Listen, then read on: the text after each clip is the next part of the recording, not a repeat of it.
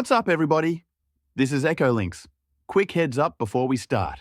This TryHackMe room used to be free, but it's now premium. Today we're jumping into the packets and frames room, task number 1. What are packets and frames? Think of packets and frames as small pieces of data that fit together to make bigger messages. They live at different layers of the OSI model and do different jobs. At layer 3, the network layer, we have the packet. This is where IP lives, so a packet carries IP information like who sent the data and who should receive it. At layer 2, the data link layer, we have the frame. The frame's job is to move that packet across the local network, and it adds the MAC addresses so devices on the same segment know where the data came from and where it's going. The easiest way to picture this is to imagine mailing a letter. The letter inside is the packet. That's the content we care about. The envelope around it is the frame. That's what actually travels through the postal system of the network. The frame wraps, or encapsulates, the packet so it can move from one place to another. When your computer sends data, it builds the packet with IP details such as the source and destination IP addresses. It can also include helpful housekeeping like a time-to-live value so packets don't loop around forever, and a checksum so the system can detect if anything got corrupted on the way. Then the network card wraps that packet in a frame by adding the source and destination MAC addresses for the local hop. On the other end, the device opens the envelope, the frame, reads the letter, the packet, and passes it up the stack. Why bother splitting things up like this? Efficiency. Sending one giant blob would slow everything down and block other traffic. Instead, the network chops big data into small pieces, sends them quickly, and reassembles them on arrival. A simple example is loading an image on a website. You don't receive the whole picture in one go. Your computer gets multiple packets, and when enough arrive, the image is rebuilt on your screen. For the questions, keep this mapping in mind. If it has IP addressing information, you're looking at a packet at layer 3. If it doesn't have IPs and instead uses MAC addresses for local delivery, that's a frame at layer 2. Keep the envelope and letter picture in your head. Frame outside, packet inside, and you'll breeze through task number 1. What is the name for a piece of data when it does have IP addressing information? Packet. What is the name for a piece of data when it does not have IP addressing information? Frame. Task number 2 is TCP/IP, aka the three-way handshake. Quick refresher so we're all on the same page. TCP/IP is the 4-layer model we use in practice, and it's basically a condensed version of the OSI model. The layers, top to bottom, are application, transport, internet, and network interface. As data moves down the stack, each layer adds its own info. This is encapsulation, and when it comes back up on the other side, those wrappers get removed. Decapsulation. Now, TCP lives in the transport layer and it's connection-based. That means before any real data moves, the two devices agree to talk first. The payoff is reliability. TCP guarantees that what's sent is what's received in the right order without duplicates. That reliability costs something though. Because TCP reserves resources on both ends and expects every chunk to arrive, a slow or flaky link can bottleneck the other side, missing pieces have to be resent, and overall it's slower than a lightweight approach because there's more work to do. When you look at a TCP packet, you'll see a handful of important fields. The source port is picked at random from the available range 0 to 65,535 on the sender as long as it isn't already in use. The destination port is not random. It's the specific port where the service is listening. Think a web server on 80 or 443. You'll also see the source and destination IP addresses from the internet layer, plus 2 numbers that drive ordering and reliability: the sequence number and the acknowledgement number. The very first piece of data is given a random initial sequence number. The other side acknowledges it and uses its own random starting number. And from there, the next expected byte is previous sequence plus 1. To protect integrity, TCP includes a checksum, so the receiver can recalculate and verify nothing was corrupted in transit. You'll also see a flags field that tells each side how to handle the packet during setup and teardown, and of course, the actual data payload once the connection is established. Here's how the three-way handshake actually plays out. The client starts by sending a SYN to say, "Let's sync," and advertise its initial sequence number. The server answers with a SYN/ACK to acknowledge the client's number and share its own.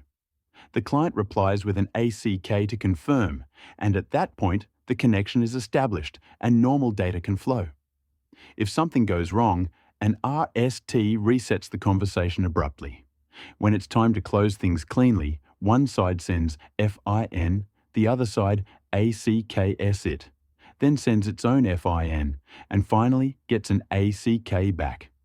Because TCP ties up resources, best practice is to close connections as soon as you're done. For the quick questions at the end, what is the header in a TCP packet that ensures the integrity of data?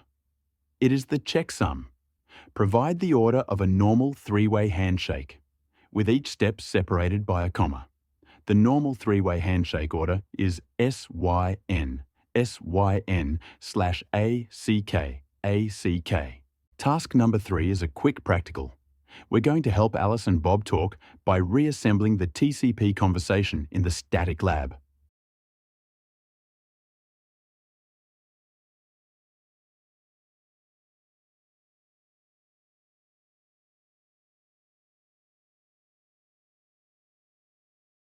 Click View Site. For the three-way handshake, pick the proper TCP messages in order. Start with SYN. Can you hear me, Bob? Then SYN-ACK. Yes, I can hear you.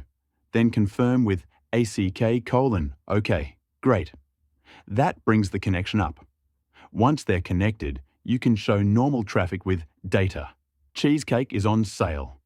And the other side acknowledging it with ACK. I hear ya.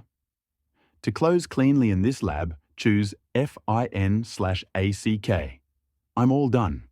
Then acknowledge it with FIN/ACK. Yeah, me too.